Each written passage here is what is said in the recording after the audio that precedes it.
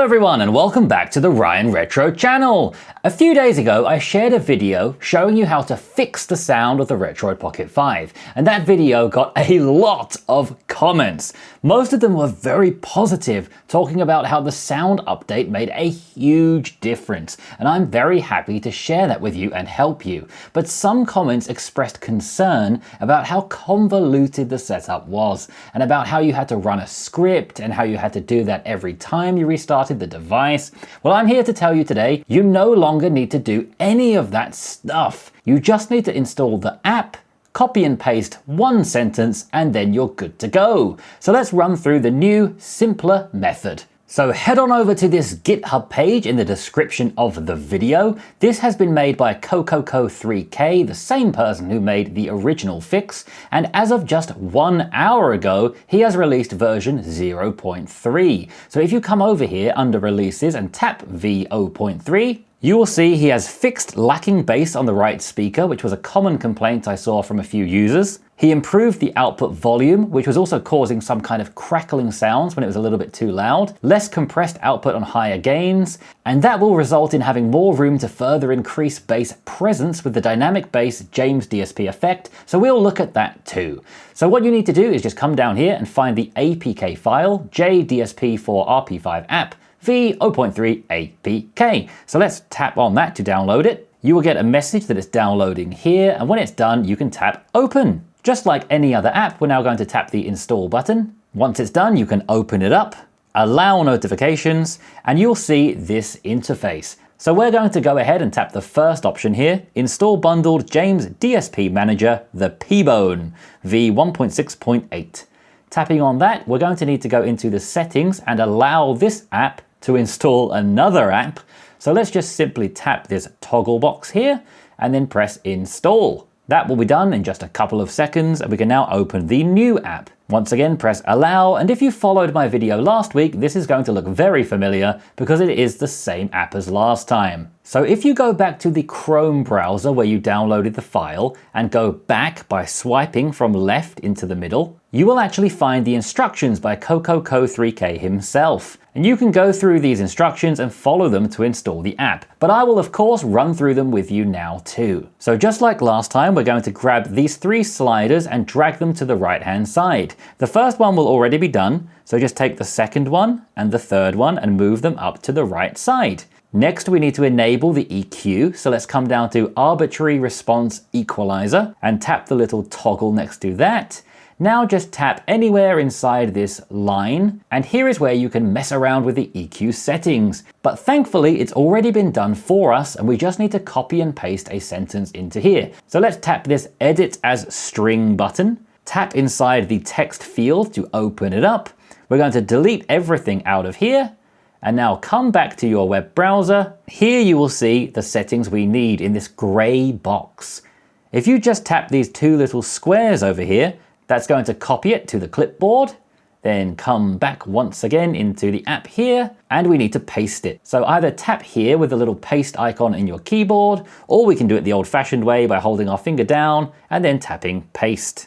Once that's done, close the keyboard and press OK. Just check that you have everything pasted from the G of graphic EQ to the semicolon after the 0. And also check that you don't have the word graphic EQ 2 times, or then it may not work properly. So now let's tap OK, and you'll see the graph change drastically. That's how you'll know it worked properly. It should look the same as mine. If for whatever reason it doesn't look like mine, tap the reset button over here, tap Edit as String, and try and paste it in again. But once it looks like this and everything is groovy, tap the back button over here, and now we just need to enable this. So we need to come back to that original app one more time over here, and tap the middle button, Enable JDSP. Once you do that, you'll get a little confirmation box at the bottom, you'll be taken to the new app, and now we will be good to go. And just make sure you don't forget this one step, which is to go back to the original app for the very last time and enable this checkbox, Enable James DSP at boot. Now you will no longer need to keep doing this again and again, it is now done. So let's now close this app down, and we can actually close all of these apps now because in the top notification shade, we're now going to add a button we can tap to turn this on and off. In order to do that, you need to tap this little pencil icon down here, which lets you edit the notification shade icons. At the top, you'll see the ones you're currently using. And if you scroll down, underneath this hold and drag to add tiles field are ones that you can add to your notification shade. So if you didn't know about this before, this is a good time to grab anything you might like from here. But the one we're interested in right now is the James DSP button. So we're going to simply grab it and drag it up. And then it's up to you where you want it to be. If you move it right to the beginning, it's going to be in the first page of your notifications.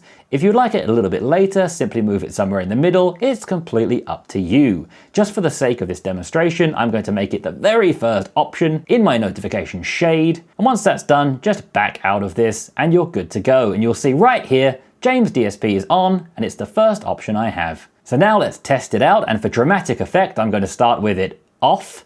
And for this test, I'm going to use a game with an absolutely banging soundtrack that has no right to be this good, and that is Tennis in the Face. So let's first start with the DSP off and hear how it sounds, and then I'm going to use this notification shade button to toggle it on. And what you'll probably experience is that when I toggle it on the first time, you might actually think it sounds worse, that it sounds more muffled. But then when I toggle it back off again, you're going to realize the difference it makes. So be prepared for that. As I toggle it on and off, you're probably going to come around to the new sound more and more. So let's begin with the sound off. And when I toggle it on and this button illuminates pink, you'll know that it's using the new EQ, and I'll toggle it on and off a few times, and then you can just see what you think about it. Let's go.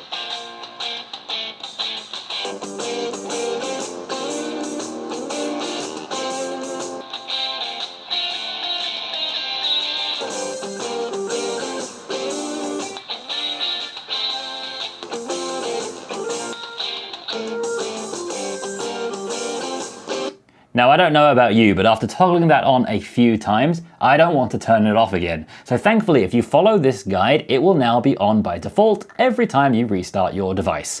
And having this handy dandy little button at the top means if for whatever reason you did want to turn it off, you can very simply at the touch of a button. You also don't need to have any apps running in the background, which was a concern I saw on some of my previous videos. You will see something in the notification shade here, but you don't need to have the app visibly running in the background. One other thing to note is it does add a little bit of latency, but it shouldn't really be perceptible within games. And now for the exciting news. The creator of this app, Cococo3K, is actually working directly with Retroid. We saw this message in the Retroid Discord that they are implementing this in the next update. So that's extremely exciting. If Retroid are able to implement it themselves in the device, there shouldn't be any latency whatsoever. So look forward to that new update. I certainly am. And that brings us to the end of the video. Thank you so much for watching. Please like and subscribe if you didn't already. If you'd like to pick up your own Retroid Pocket 5, check out my affiliate link in the description, which takes you to the official Retroid website,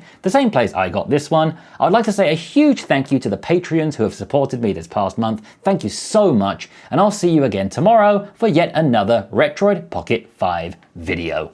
Thank you!